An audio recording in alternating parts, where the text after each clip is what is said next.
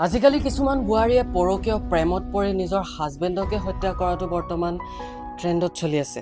পৰকীয়া প্ৰেমৰ বাবেই এজন আৰক্ষী কনিষ্টেবলক হত্যা কৰি 11 মাহে লেটিনৰ কিনাৰৰ গাঁতত পুতি থলে আৰু এই ঘটনা সংঘটিত হৈছে শিৱসাগৰ জিলাৰ নাজিৰাৰ যি ৰহদৈ তিনিআলি।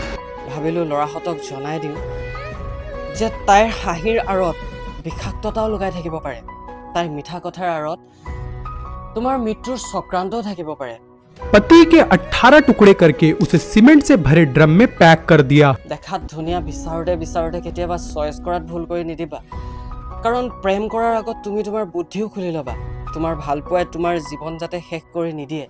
মোৰ ভাই, আজিকালি প্ৰেম কৰাৰ আগত কিয় চাই চিতি ল'ব লাগে কৈছোঁ শুনা, যাতে সেইজনী কুলক্ষণী তুমি ঘৰলৈ লৈ নানা, যিজনী কুলক্ষণীয়ে তোমাৰ ঘৰৰ লগতে তোমাকো ধ্বংস কৰি দিব পাৰে।